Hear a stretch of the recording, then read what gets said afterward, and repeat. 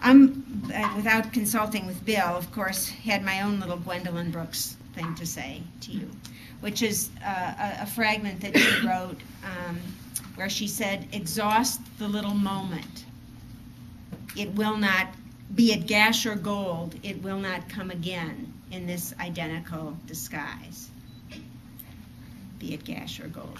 I think that that's an incredible thing for us now, because I think we, like Bill, I think we should resist sentimentalizing and romanticizing how we came together, even at a point of reunion, because the job for us right now is to take our knowledge and to find out how we can move forward. And I just want to point to 2 or 3 things. One, what our challenges are, I guess.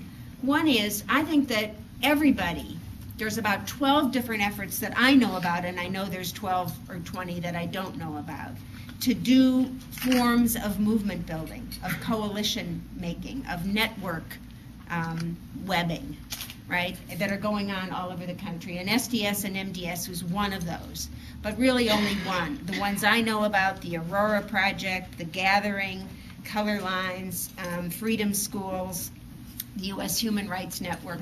You know, depending on where you are, Insight, you can see that the idea is what the Zapatistas call points of convergence, right? Trying to put together war and warming. How can you make those, get into both of those? How can we get out of the box of single issue organizing, which really drives us toward reforms that almost always get turned into their opposites?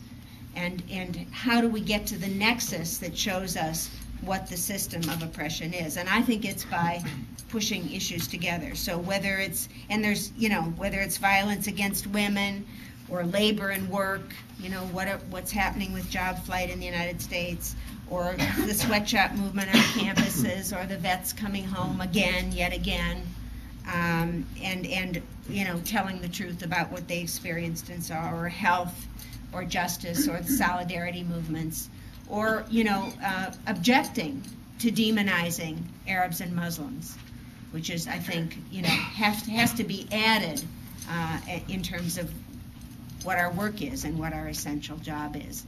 The fight to humanize ourselves while we insist on recognizing the humanity of everybody else is, inside the belly of the beast, itself a radical gesture. And how do we make a politics of that? How do we stay open to being wrong about that? That I don't know much more about than I ever did. But I think it's a huge amount of our task, the process of humanizing and changing ourselves.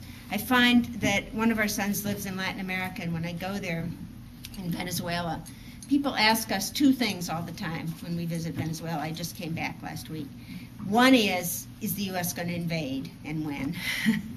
To which I don't know the answer, but if, the answer to me is partly, if it could, it would. Stretched pretty thin. It'll probably come in all kinds of privatized forms. And I think we're seeing that kind of campaign right now against Chavez, U.S.-financed front page of the New York Times every day, and so on. The other question, though, is how do you resist the consumerism, the media, the U.S. blanket on the world? And even as we see a decline in U.S. economic power and a decline in U.S. moral and ethical power in the world, we see the still incredible power, U.S. military power, very dangerous, especially with declining economic power, I think, and this incredible cultural domination beamed out at the rest of the world. This is what you need to feel fully human. This is what you need to be a woman. This is what you need to be a man. This is what you need to take care of yourself and others. And how we resist that is, to me, part of the humanizing project, us and them, breaking down that notion of the us and them. And finally, the question of the arts and culture as part of how we do this.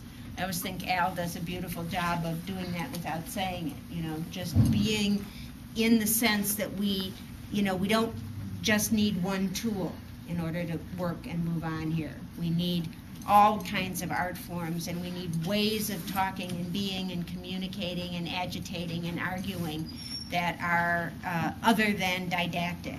and other than verbal. And I think that's just a powerful thing. It allows us to recognize contradictions even while we try to be very certain. Difficult task. And finally, the question of hope. The fragment that got titled for my talk is When Hope and History Rhyme. It's a fragment from Seamus Heaney poem. And, you know, once in a lifetime, once again in a lifetime, it may happen that hope and history rhyme. But that question of hope is, I think, in many ways was our biggest challenge traveling and speaking and organizing back then, and I think it's our main challenge traveling and speaking and organizing now. People agree to surprising levels with what's wrong. The question is, what's the possible? The question is, do I dare to hope that we might be able to change it? Or is it easier to be sure that nothing can be changed?